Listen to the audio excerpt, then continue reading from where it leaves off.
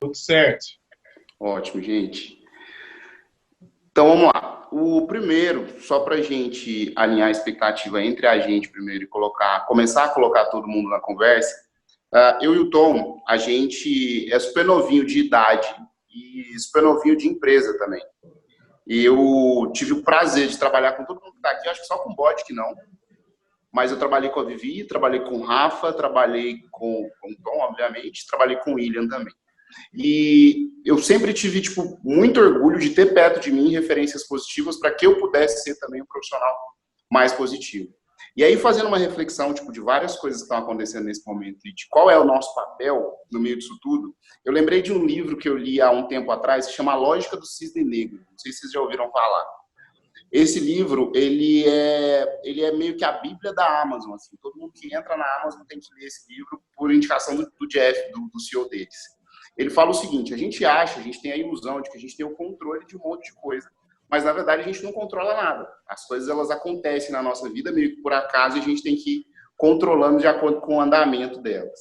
E dentro do que está acontecendo agora, eu vejo essa crise, que é de comportamento, é de saúde principalmente, mas é de várias outras coisas, como um grande cisne negro. A gente não estava esperando isso acontecer, a gente não fazia a menor ideia de que isso estava vindo, e do nada isso afetou a gente. E aí, tipo assim, quando eu peguei essa lógica e fui para um outro tipo de pensamento, eu comecei a entender o seguinte: existem papéis muito claros nessa crise.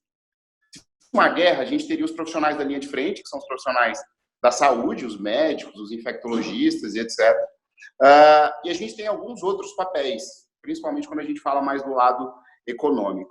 Fazendo essa reflexão e trazendo ela para a nossa realidade aqui do sul de Minas, eu e o Tom, a gente começou a entender que o papel da Merim, que é super tímido e pequenininho ainda, é um papel de propor conversa. É um papel de entender que referências diferentes fazem profissionais e empresas diferentes. E aí, gente, tipo assim, o intuito de ter chamado cada um de vocês para estar aqui com a gente hoje é exatamente esse: de trazer referências diferentes para que a gente enxergue essa crise das mais variadas perspectivas. E aí, tipo, para a gente abrir, eu vou deixar vocês se apresentarem. Na sequência, a gente já vai emendar com papo, a gente já vai emendar com conteúdo. Queria dizer para quem está assistindo, a gente vai ter muita coisa grande dentro dessa conversa, são pessoas muito representativas. Eu vou começar pela Vivi, que é a menina no meio dos meninos, e aí depois Rafa, Thiago, William, e aí o Tom fecha, beleza? Beleza. Vai lá, Vivi. Bom, eu sou a Viviane, obrigada pelo convite, Felipe e Tom. É muito bacana participar desse papo com vocês, principalmente por ser a representatividade feminina num grupo só de meninos, então acho que é muito bacana. Eu trabalho com comunicação e marketing já há alguns anos, trabalhei em empresas de vários segmentos, bens de consumo, cosméticos, alimentos, bebidas, passei por agências de comunicação também, e de 3 anos para cá eu vim para o sul de Minas, saí de São Paulo e vim para o sul de Minas, comecei em Varginha, lá no Moinho Sul Mineiro, e depois aí de grandes transformações que o Moinho passou, teve um projeto lá bem bacana, eu agora continuo no sul de Minas, mas em Lavras, numa indústria de panificação congelada também em marketing. Rafa, vai lá. Ó, eu nasci ladoreado. Lá nem existe publicidade, então. Depois eu fui crescendo, na verdade eu queria ser de tudo. Primeira coisa, eu queria ser cobrador de ônibus, porque eles tinham muito dinheiro na mão. Depois quis ser advogado, e acabou que eu caí no marketing. Comecei na Tupã, em Varginha. Na verdade, eu comecei na Cresça Brasil, na área, só que a Cresça não era uma agência, a Cresça era uma escola de produtos digitais. Lá eu comecei como designer trainee, depois eu fui para Tupã para ser designer.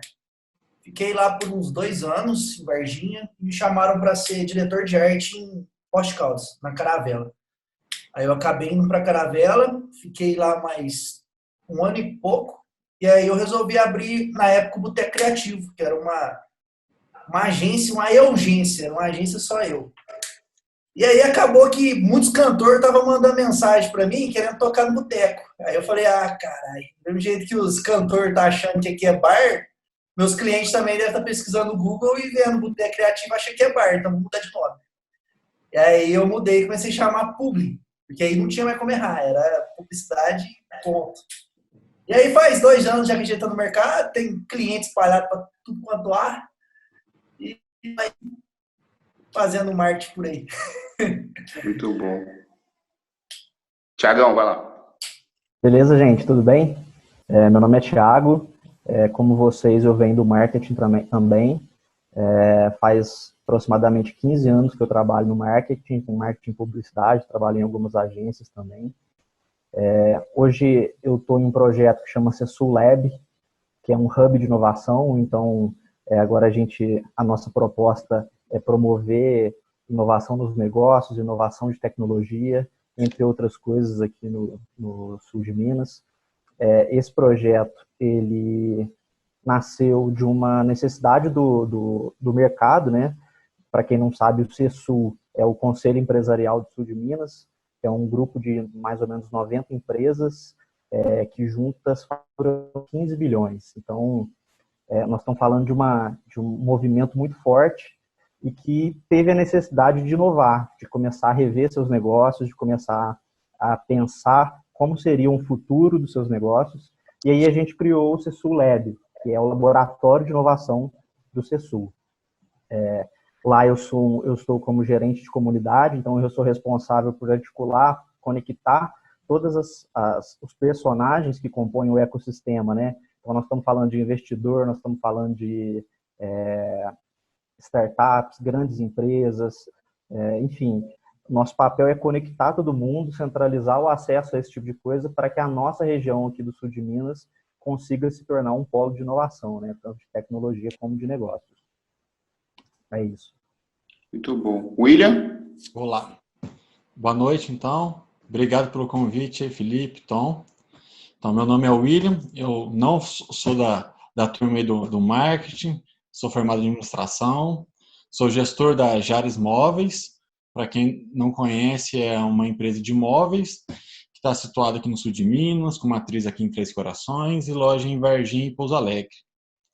E aceitei esse convite aí para a gente falar um pouco aí de varejo com vocês. Obrigado. Bacana, William.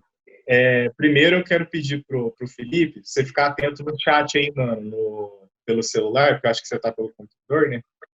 Tô pelo celular. Vou ver o chat pelo computador. Ah, não, beleza. Você está atento no chat aí, né? Tô. Tá tudo... Não, beleza. Eu acho, primeiro, agradecer todo mundo de novo por ter disponibilizado esse tempo aí nessa segunda-feira para estar aqui falando com a gente. Por mais que a gente tenha 5 pessoas do marketing, cada um tem uma vivência completamente diferente da do outro, em setores diferentes. Então, tem a Vivi, que está mais no ramo agora sempre esteve no ramo alimentício, então falando muito de coisa que é essencial agora nessa quarentena. O Bode, que o Thiago, né, para os ímpios, Bode, mas ele está no setor de inovação, então ele pode ajudar a gente muito com tendência. O Rafa, que é um cara da criatividade, então ele ajuda a gente com muito prática. E o William, que está no setor de varejo, ele também é diretor da Associação Comercial de Três Corações. Então eu acho que está bem bacana aqui o nosso time para poder discutir hoje, e vai ser um prazer poder trocar ideia com todo mundo. Boa, gente. Para a gente começar com o conteúdo, comentei com o Tom, porque assim, até dando um depoimento bem pessoal para vocês, eu acho que tudo que a gente está sentindo durante essa crise é super natural. Hoje eu tive uma conversa com o William, mas com alguns outros clientes também, e eu estou deixando claro para todo mundo que tudo que vier na nossa cabeça agora vão ser sentimentos naturais mesmo. A gente está passando por um período complexo, que é difícil de entender, então os sentimentos eles tendem a ser os mais variáveis possíveis, né? A gente acorda bem, vai dormir mal, e eles tendem a ser os mais intensos possíveis também. Então, tipo, primeira coisa que aconteceu, como a gente atende na Merinha, a gente tem o prazer de atender um cliente super importante do ramo da gastronomia, a primeira coisa que bateu na nossa cabeça quando a crise começou foi um leve desespero, assim, porque o ramo da gastronomia é um ramo que sofre muito, que está sofrendo demais com essa crise, e por conta da gente ter um contato muito próximo com um cliente desse aqui no sul de Minas, a gente ficou muito desesperado no começo. E aí, de falar bem, pessoal, eu meio que dei um surto, né, Tom?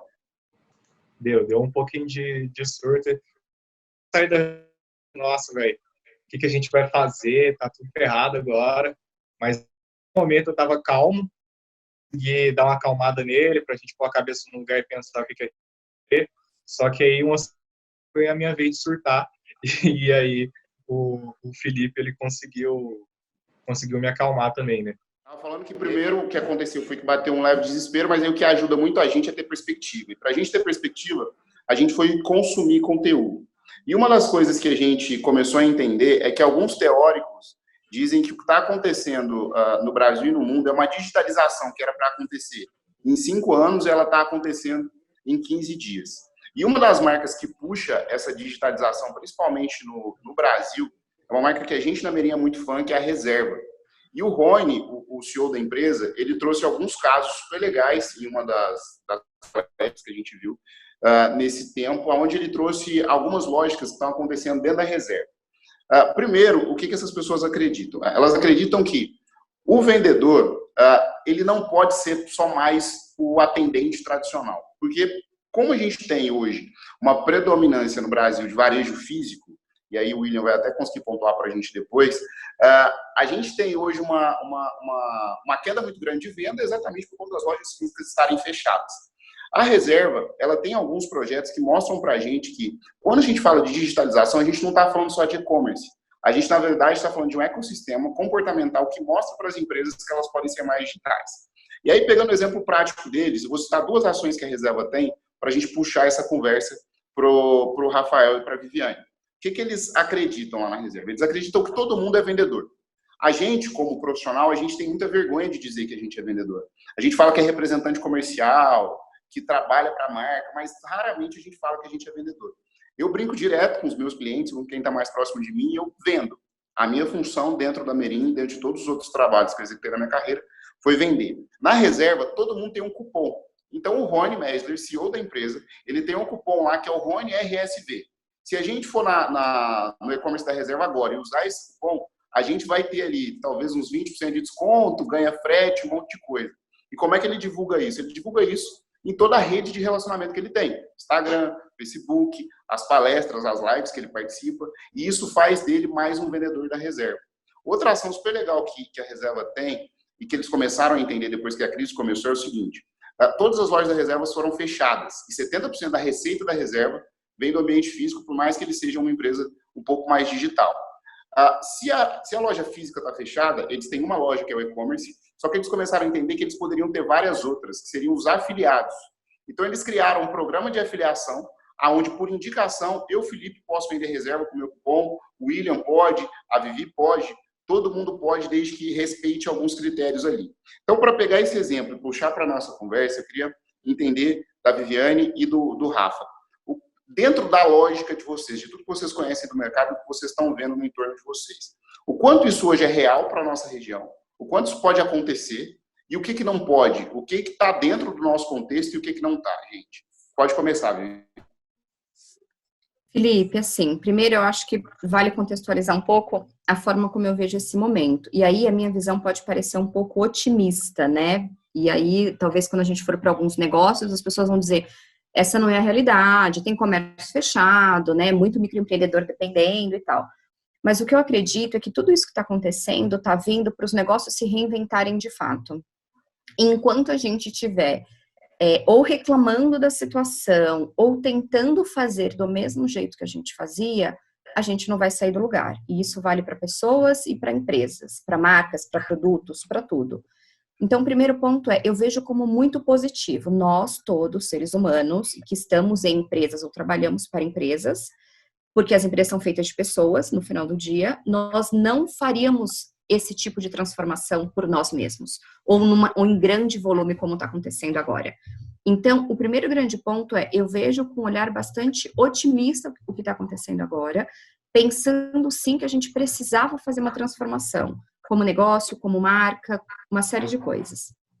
E aí, eu tenho visto muitos exemplos bem-sucedidos de grandes empresas e de grandes marcas. E aí, quando a gente fala de case de marketing, a Reserva está lá no topo, o Rony é um cara sensacional, e aí a gente vê Magazine Luiza com as lojas fechadas e a dona dizendo assim, eu só vou abrir, eu vou ser a última loja do setor a abrir, enfim.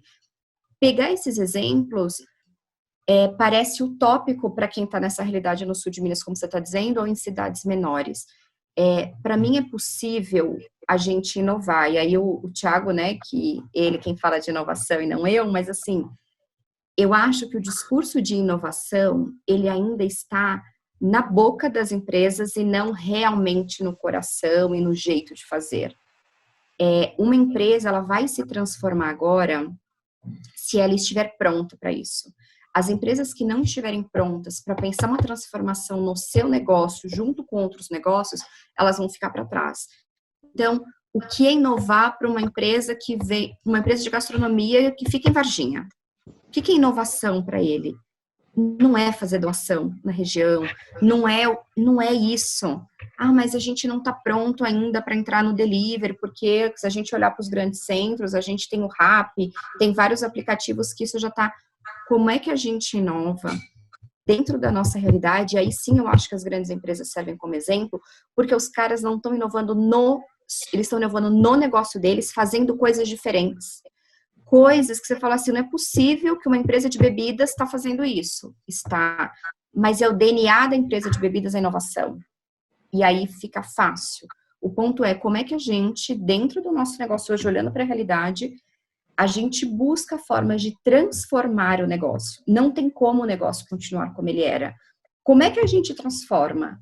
Qual que é o caminho para isso? E principalmente, o DNA da empresa. Não adianta uma empresa que não tem no DNA inovação querer tirar um coelho da cartola agora. Não vai funcionar. Porque isso tem que estar alinhado com o propósito da marca. Tem que estar alinhado com o propósito das pessoas que fazem a marca, principalmente. Eu repito isso várias vezes e a gente já trabalha junto, você sabe disso. Para mim, as marcas são as pessoas. A empresa, ela vai na linha de quem está conduzindo. Então, assim, se o Magazine Luiza tem hoje um propósito e ele segue, é porque a Luiza Trajano acredita naquilo e ela faz todo mundo respirar aquilo que ela acredita. Então, assim, o propósito, ele vem de quem está lá na frente, ele desdobra na empresa e aí sim a gente consegue pensar numa transformação conectada com o propósito, com o que a empresa é na realidade. Não adianta a gente tentar fazer inovação porque é bacana ser uma empresa inovadora, porque agora todo mundo entrou no e-commerce, eu vou entrar. Será que a gente está preparado? Eu estava dando um exemplo do comércio aqui de Lavras. O comércio está todo fechado. Tá, então a gente vai fazer e-commerce das lojas aqui de Lavras? Gente, não dá para abrir e-commerce do dia para a noite. O digital, apesar de ser muito próximo, para o comércio aqui regional, ele não é tão próximo, tão simples assim. Então, cara, como é que ele vai inovar no negócio?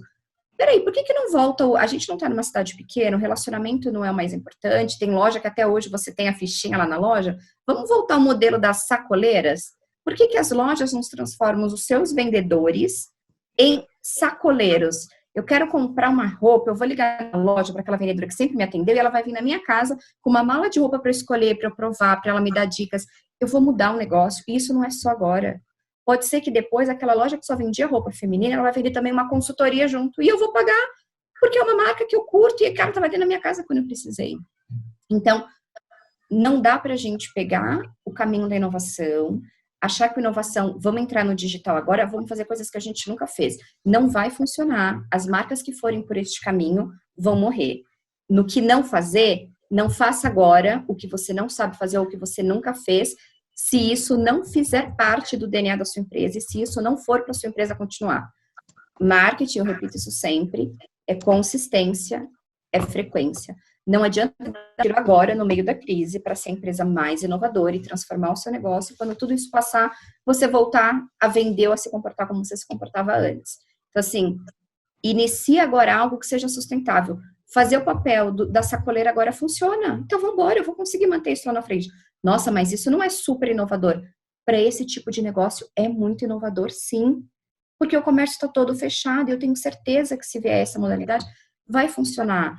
Por que os comerciantes da cidade não se juntam? Não dá para cada um criar um e-commerce, mas vamos fazer um aplicativo? Vamos pegar um cara que pode ajudar a gente aqui? Tá todo mundo se ajudando. Vamos pegar um cara de TI assim e falar, vamos fazer um aplicativo com todas as lojas da cidade. Não vai dar para comprar online, não, mas a gente vai botar uma vitrinezinha. Não sei. Inovar e fazer dentro do que é possível para o negócio.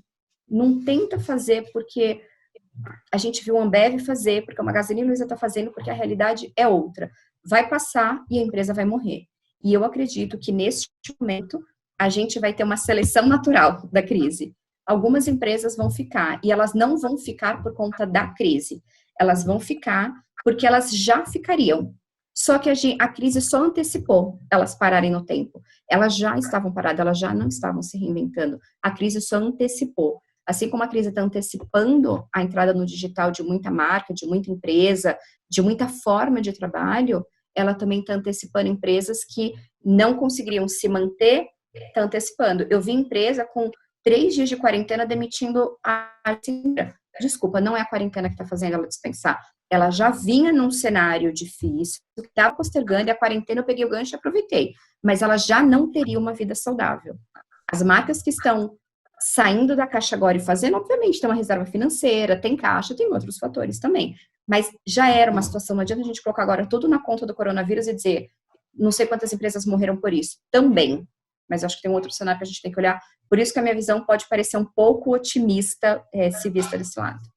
Não, eu concordo. Porque, tipo, dentro dessa lógica toda que você acabou de dizer, para mim o que eu pego de mensagem é a adaptabilidade mesmo, é a capacidade que eu acho que todo mundo tem de entender. Como a gente faz marketing de um jeito tradicional, onde a gente faz o melhor produto, enfia dinheiro em propaganda e espera o consumidor vir, a gente faz o marketing de esperança, né, que algumas pessoas falam. O que eu acredito dentro disso tudo que você disse, pegando esses exemplos todos também, é que a gente tem que fazer, na verdade, o marketing de prospecção mesmo. É fazer com que não só o vendedor, mas toda a empresa se enxergue como alguém que tem que conquistar e convencer esse consumidor, e não, tipo, aparecer para ele. E aí, para pegar o Thiago, que, tipo assim, está dentro de um ecossistema, que fala de inovação o dia todo, como você disse, Thiago, hoje, como é que vocês estão enxergando isso, cara? Eu sei que lá vocês trabalham com grandes empresas, né? Representam grandes empresas, na verdade, mas eu sei que um grande foco de vocês é fazer com que o Sul de Minas se desenvolva. Hoje, como é que o CSULab está vendo toda essa situação, cara? Onde que entra o papel de vocês, não só na digitalização dessas empresas, mas na sobrevivência delas mesmas? Cara, é muito interessante esse assunto. Eu acho até que a Viviane foi muito feliz no que ela falou, né, do processo de ruptura que a gente está vivendo. E esse processo não começou agora, né? Ele já vinha acontecendo e agora a gente deu uma quebrada e as pessoas tiveram que se adaptar de uma maneira muito rápida. Então, assim, a principal dificuldade que existia quando a gente falava de inovação era assim, como é que eu chego num empresário que está funcionando, está vendendo legal, e falo, ó, vamos rever aí teu negócio? Ele vai falar, não, tá ok, do jeito que tá legal, tá funcionando. Agora, o próprio empresário, ele entende que a inovação é necessária, né? Então, a gente chegou, na verdade, num campo aberto onde a gente consegue trabalhar de uma maneira um pouco mais fácil, porque as pessoas estão mais abertas à inovação. O CSULab, ele busca conectar, né? Eu acho que esse é o grande X da questão. Como é que a gente conecta as empresas, as grandes empresas, que elas têm dinheiro, tem estrutura, tem potencial para testar coisas novas, como é que elas podem ajudar todo o ecossistema que está em volta, né? A gente está muito de olho nas startups. As startups são modelos de negócio que resolvem um problema específico do mercado e tem essa possibilidade de escala, né? Então, a gente consegue aplicar esses negócios de uma maneira muito mais abrangente. Então, se a gente conseguir conectar o poder das grandes empresas que têm dinheiro e etc., mas que são lentas e que não conseguem se adequar exatamente, se a gente conectar as startups que mudam de velocidade, que conseguem buscar pequenos problemas e resolver essas questões, a gente já dá um salto na nossa região, né? E aí a gente conseguir levar isso tudo para fora. Por exemplo, a gente tem uma outra questão que é a cidade inteligente. Quando você já pensou que a gente poderia ter no sul de Minas uma cidade inteligente? Hoje é difícil, a gente ainda não tem. Mas por que não? Daqui a pouco a gente pode ter, pensando nessas novas tecnologias que estão sendo desenvolvidas junto com as empresas. Teve um caso interessante, numa conversa com o professor Stefano, reitor e presidente do Unis, onde a gente falava, tá beleza, tá tudo certo, o Unis está andando bem, mas e daqui 10 anos? Outro dia o Itaú postou uma nota dizendo que a partir de agora não precisava mais de ser formado na faculdade para poder trabalhar no Itaú. Aí beleza, aí você pensa, tá, a empresa está indo bem, mas e daqui 10 anos? Será que nós vamos ter a mesma representatividade, nós vamos ter a mesma relevância? Então, agora, quando as coisas estão bem, a gente precisa rever os nossos processos, rever os nossos modelos de negócio, para que lá no futuro a gente possa continuar existindo, né? E isso aplica a todo mundo, a gente está vendo que todos os modelos estão mudando. E quando a gente fala de inovação, a gente não precisa necessariamente inventar uma coisa nova. A gente tem a inovação que é incremental, que a gente melhora os nossos processos, né? Por exemplo, nessa crise, o gestor que tinha suas planilhas, que tinha todo o seu trabalho ali em nuvem, conseguiu trabalhar legal de casa.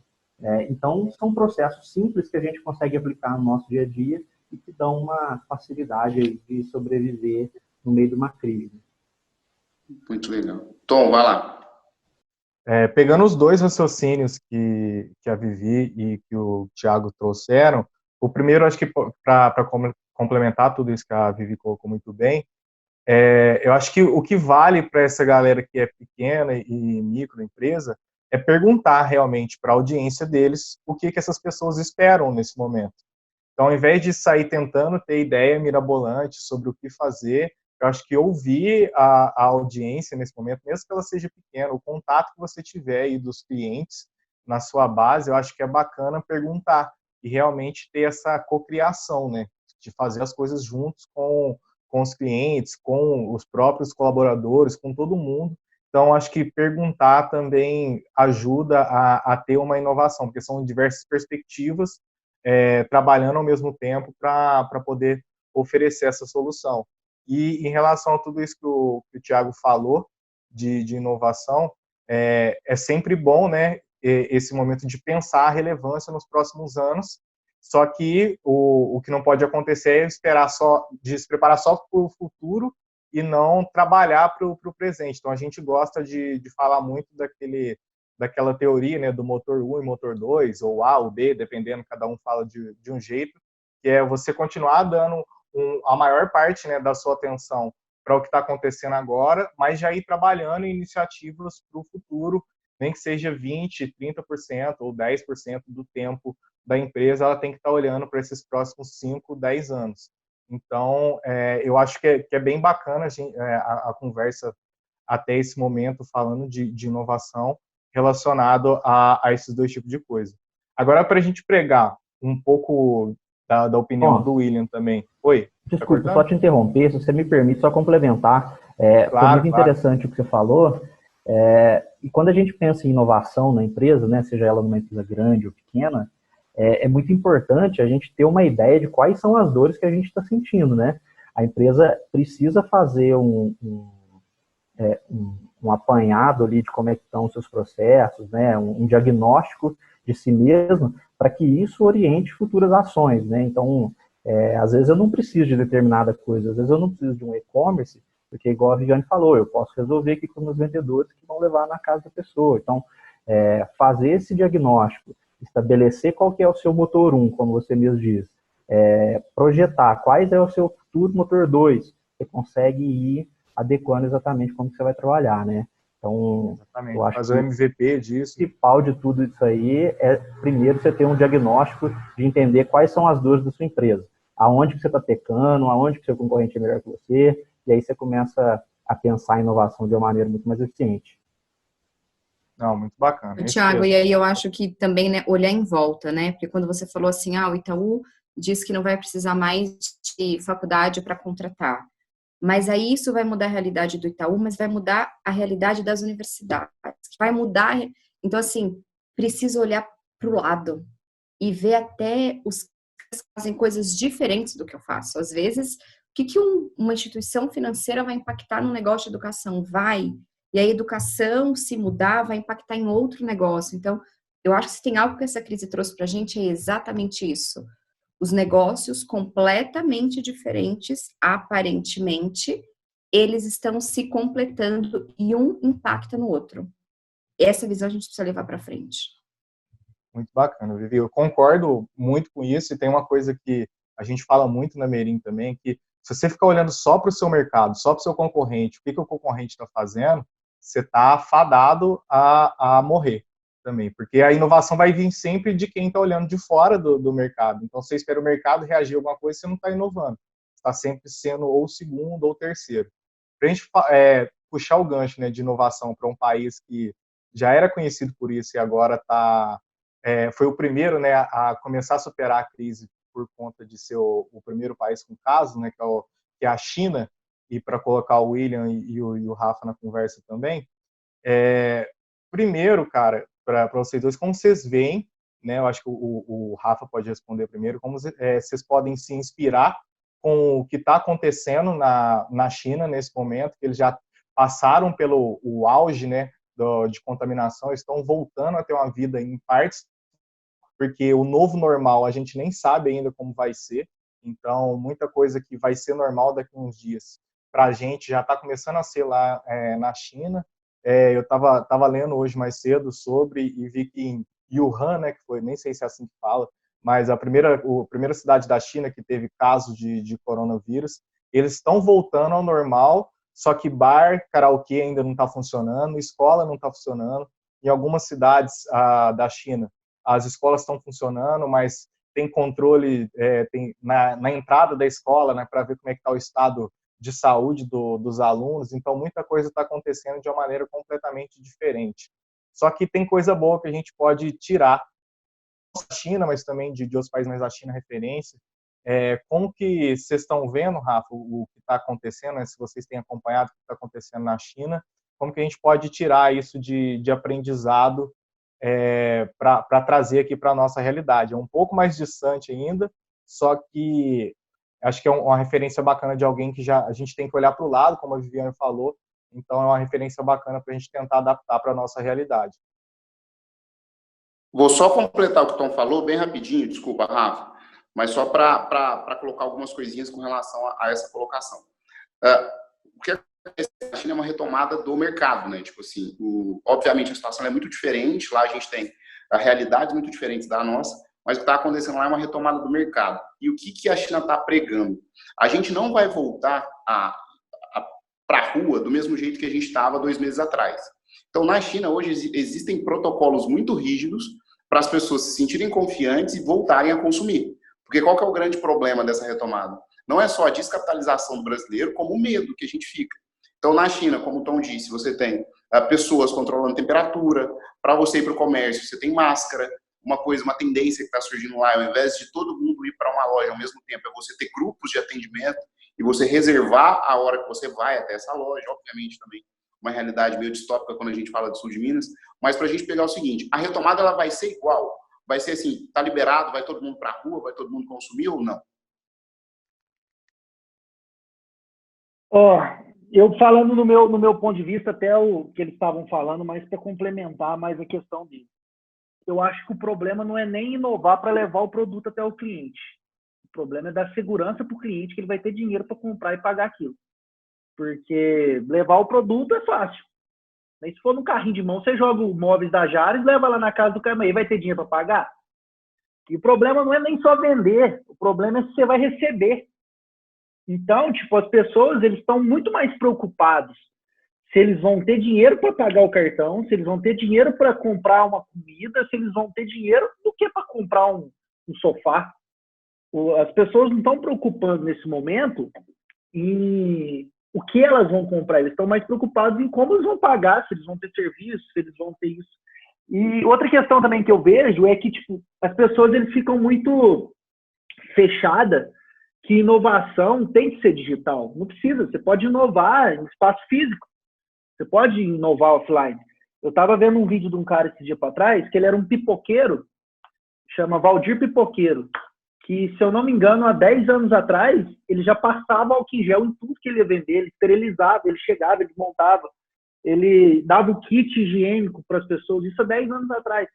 Então, acho que a inovação não tem que ser só a tela, porque eu até sinto que, tipo assim, igual a agência, a gente está todos home office, a agência está funcionando muito melhor, mas não tem aquele calor de pessoa, de você chegar, de você pegar na mão, de você saber como é que está a vida da pessoa. Isso você acaba perdendo a afinidade das pessoas. Se você perder a afinidade, você perde um pouco de conexão, perde entrosamento, sai perdendo várias coisas. Então, eu acho que a questão principal é essa, é das pessoas terem segurança de que eles vão ter uma forma de pagar. Depois que a gente tem que ver uma forma de levar o produto até a pessoa. Até porque Facebook, o que é isso? Faz milagre aqui lá. Você entrega qualquer coisa para a pessoa, onde você quiser, visualização. A gente tem um cliente aqui que ele ia inaugurar e não deu para inaugurar, a inauguração ia ser dia 3 agora de abril. A gente estava fazendo as vendas todas por delivery. E tudo fazendo anúncio no Facebook e no Instagram e estava saindo. Só que, tipo assim, a gente passou a enxergar o que as pessoas sentiam falta nesse momento. E não, tipo, entregando qualquer coisa. Tipo, o que mais vendeu foi uma campanha que a gente fez de jogos. Jogos de tabuleiro, banco imobiliário, essas coisas vendeu muito. E, tipo, forçamos os 10%, que aí, tipo, um banco imobiliário saía 10 de 9,90. Então, acho que as pessoas, a maior preocupação nesse momento é a questão financeira mesmo. E não adianta as lojas, eu acho, querer empurrar o produto. Tem que pensar mais como ser humano mesmo e aproximar agora a marca das pessoas. Porque, igual eu falo, para mim não existe marketing B2B. Por trás do B2B existe uma pessoa que assina o cheque. Então, você sempre vai estar fazendo B2C. Por mais que é empresa, mas é um ser humano que fica atrás da empresa. Então, muitas empresas hoje eu vejo que não tem nunca fez a matriz BCG, nunca fez a persona da empresa, não sabe qual que é a jornada de compra do consumidor dele. Então, fica jogando aqui um monte de anúncio em lugar errado, porque não sabe qual que é a mídia exata de jogar o anúncio para realmente pegar o prospect dele. Ligar, perguntar, saber como é que está a vida da pessoa. Agora é a hora da marca virar ser humano. Todo mundo está cansado de ver por aí que agora é a hora de... Agora não, isso aí antes da crise. Que as marcas têm que ser cada vez mais humanas, que pessoas não se conectam com marcas, se conectam com pessoas. E agora é a hora de transformar a marca numa pessoa. E muita gente, eu acho que vê como trabalhar só a hora que está entrando dinheiro. Não é muito igual o Thiago falou sobre startups. Startup, você trabalha coisa de 2, 3 anos sem ver R$1. Depois que você começa a ver dinheiro. Então, agora é a hora de trabalhar em situações que não entra dinheiro. Estruturar a parte de marketing mesmo da empresa, que fica por trás do preço. Porque é um trabalho. Às vezes a pessoa não enxerga isso como um trabalho, acha que porque não está tendo rentabilidade no momento, mas isso vai dar rentabilidade lá na frente. As pessoas vão ter um certo olhar. Tipo, por exemplo, a Ambev. Você estava falando, né? A Ambev, ela vai crescer muito no meio dessa crise. E ela estava caindo demais da conta. Por mais que a marca de empresa é grande, todo mundo bebe, mas estava caindo, já era nítido. Só que agora eles vão crescer de novo. Essa Brahma duplo malte aí vai arrebentar com tudo. Mas por quê? Pensaram como ser humano, é igual o Galo. Que as empresas, e falava isso há muito tempo já, que as empresas do futuro, que mais iam sobressair, as empresas que fossem mais seres humanos. Uma vez o Felipe foi lá na agência e falou isso, já deve ter 1 ano, e já tinha, a frase já era antiga, e agora está acontecendo aí. Volta moeda. Desculpa, Tom, você vai poder complementar, mas só para eu pegar o negocinho que o Rafa falou, eu acho que encaixa muito no que a Vivi falou no começo. Vocês já ouviram falar de estratégia ACF? Eu ouvi isso numa palestra de um cara que é growth hacker da Singu, que é aquele aplicativo de beleza feminina que tem em São Paulo. E ele falou da estratégia arroz com feijão. Quando a gente pega a realidade do mercado atual, eu tenho a sensação de que eu vou falar a gente, tá? Como profissional. A gente não estava fazendo nem o básico. A gente não sabia quem era o nosso cliente, como é que ele estava comprando, de onde que ele estava vindo e como é que a gente fazia uma criação de novos canais a partir disso. Então, tipo assim, eu acho que a volta, William, para te colocar na conversa, obviamente, o Tom vai querer complementar, eu acho que vai ter muita relação com arroz com feijão, você não acha? Com certeza, viu, Felipe? Eu acho que agora tem que fazer o dever de casa muito bem feito, né? E o Rafa falou numa situação que é essa insegurança que tem no mercado, né? Eu, como comerciante, varejista, a gente, e diretor de ação comercial daqui de Três Corações, a a gente tem muito medo do que está por vir.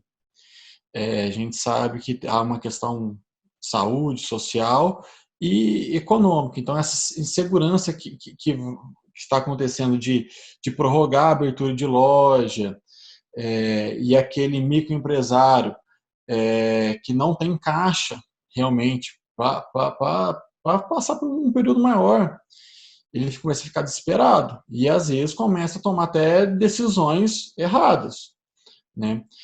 E a segurança parte até mesmo do governo, né? Com essa crise política, a gente começa a ter esse conflito entre presidente, governador, presidente, ministro, com prefeitura, e o mercado começa a ficar instável. E como vai ser esse consumo com a abertura? Quando será essa abertura? Até então, eu, como lojista, esperava abrir as minhas lojas dentro desse mês. Aí, o ministro da Saúde, com as informações que ele tem, ele tem esse conhecimento, fala sobre o pico ser daqui 30 dias, 60 dias. Então, acho que tem muita coisa aí para ser inventada nesse momento de crise. E o brasileiro é expert nisso. São muito empreendedores, são, assim, o brasileiro sabe vender. O brasileiro já está no sangue ser vendedor. Então, eu acredito que a gente vai conseguir sair bem, né? Assim, quando começar a abertura, ou até mesmo nesse momento que se estão se criando várias formas de venda online. Eu vejo muita gente se inventando. Teve um vendedor de torresmo que levantou as vendas dele porque começou a falar sobre torresmo numa live do governador. Então, sim, e isso eu acho muito bacana do brasileiro e essa transformação que vai ocorrer. Então, e essa transformação, que seja social, de forma de atender o cliente. Então, por exemplo, o tipo de loja que você precisa acompanhar mais seu cliente próximo, vai ter aquele distanciamento mesmo pós a pandemia. Algumas pessoas vão te evitar de estender a mão para você e te cumprimentar. E a gente vai aprender com muita coisa. O que eu gostaria de destacar, que eu acho interessante que o pessoal falou, é sobre essa capilarização. Ou seja, você colocar mais o teu vendedor para ser mais um ponto de venda, colocar mais gente para vender seu produto, não ficar só pensar em digitalização, que é vender online. Né? Trazer muito desse online e offline, que é uma coisa que eu falo com vocês, porque eu vejo a minha necessidade de venda muito offline. Eu tenho que ter uma experiência online para o cliente, às vezes fazer essa captação, trazer esse lead, mas eu preciso também da necessidade do meu cliente ter a experiência offline. Conhecer o produto, sentar no produto, né? Vestir o produto e com a capitalização, ou seja, você colocar mais pessoas para poder ofertar seu produto, eu acho muito interessante.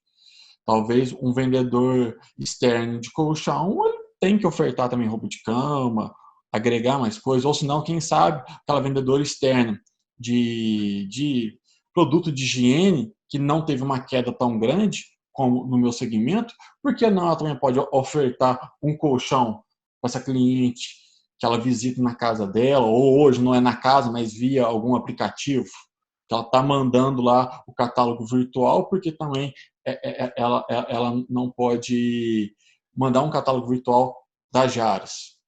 Então, assim, isso é se reinventar. Então, isso é a empresa olhar para dentro nesse período, assim, e ver o que ela pode fazer diferente.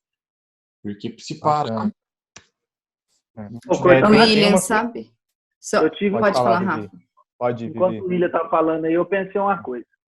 Se o problema agora é as pessoas não terem dinheiro e o problema do empresário é vender, e talvez se fizer uma jogada aí no meio dos que não têm dinheiro, vender as coisas para o que tem o produto, para então, vamos supor, eu não tenho dinheiro, eu passo a vender o sofá da Jares, aí eu vou ganhar comissão e com isso eu vou ter dinheiro para gastar em outro lugar. E aí o dinheiro começa a girar, todo mundo trabalhando de casa e todo mundo tem dinheiro. Aí o mercado volta a rodar home office. E você sai do período de insegurança e começa a criar essa segurança que o dinheiro está movimentando e é positivo para tudo. Porque tipo assim, eu falo que o mais triste que está tendo essa crise é a insegurança. É igual quando a mulher fala pra gente que a menstruação está atrasada e você não tem certeza se vai ser pai ou não. Que tristeza! Você não dorme, você não come, você não faz nada. Até se for lá e fazer o exame, der positivo, bom. Se der negativo, bom. O meu problema é a indecisão de você não saber se tá ou não. É a mesma coisa que eu tô vivendo agora. Rafa, até para complementar, Vivi, antes de você fazer o seu raciocínio, tem uma coisa que está acontecendo na Inglaterra que está bacana, que eu acho que a gente consegue adaptar, inclusive, para a nossa realidade, que lá é de um jeito solidário, mas por conta de questões de necessidade, a gente pode adaptar para um jeito que faça a economia funcionar. Lá as pessoas que estão em home office, né, estão emprestando os seus carros para que outras pessoas, voluntários, possam fazer doações e levar alimentos para as pessoas, né, de famílias carentes, né.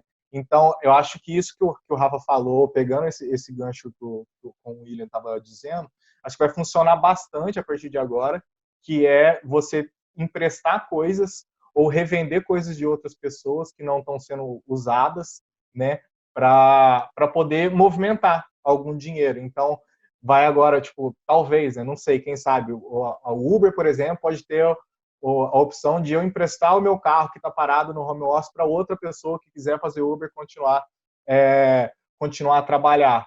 Então, acho que esse tipo de coisa vai começar a acontecer com mais frequência também.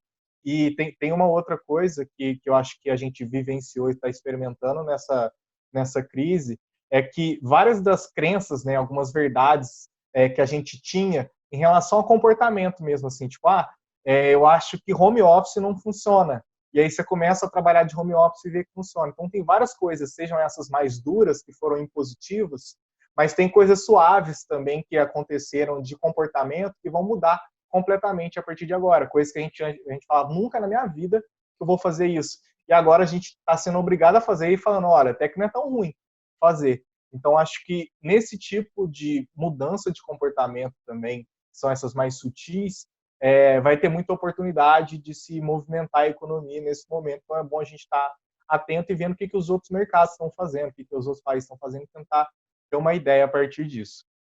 Mas pode ir, Vivi. O que eu ia dizer, eu falei, Rafa, eu comecei dizendo que eu tenho uma visão otimista, né, da crise. Eu sei que para alguns segmentos, até como o William falou, talvez seja um pouco mais difícil a roda voltar, mas eu acho que a falta do dinheiro que a gente, né, vai perceber no final do dia, será que o cara vai ter grana para trocar o sofá? Ele não vai pensar em trocar o sofá agora, né? Talvez não seja o primeiro item que ele vai comprar quando acabar, não sei. Porque eu acho que pode ser, tá? Eu acho que quando tudo isso acabar, ele vai falar assim, opa, voltou tudo? Sabe aquele sofá? Vou aproveitar a oportunidade. Eu tava brincando aqui em casa esses dias, falando, putz, a gente precisa trocar cama. Assim que passar isso, a gente vai entrar numa loja para comprar cama, porque eu tenho certeza que vão ter ótimas condições. Então, eu acho que... Todo tempo sentado no sofá e viu que o sofá estava carinho, então ele tem que trocar o sofá.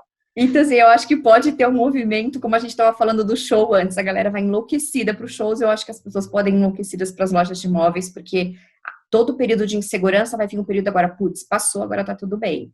Então, assim, eu não, de verdade, eu não me preocupo e não vejo uma grande falta de dinheiro alarmante. Eu acho que o que acontece agora é exatamente isso, é o medo desse limbo. A gente tem mais medo de algo que a gente nem sabe que vai ser, do que de fato algo concreto. Hoje a gente não tem nada de concreto, em nenhum aspecto, né? A questão da falta de controle que a gente falou no começo. Então, o que nos deixa com essa sensação é o limbo, é a falta de certeza, mas eu não acredito nessa falta de dinheiro no médio prazo. E aí, quando o William colocou, né, por que não pegar um cara que vende tal coisa para vender? Se a gente lembrar lá atrás, a iniciativa do marketplace, que algumas lojas e varejos começaram a fazer, que o negócio subiu e depois o negócio deu uma caída. Vamos fazer um marketplace offline. E aí, para pensar na transformação, o teu vendedor, ele vai ter que entender que o cara que vende papel higiênico e vai vender colchão também não é concorrente dele, é um parceiro. Como é que você vai gerenciar esse cara no final do dia? Então, olha como a gente está falando, a gente falou, né, que o Itaú, pessoas com graduação, vai gerar impacto na educação.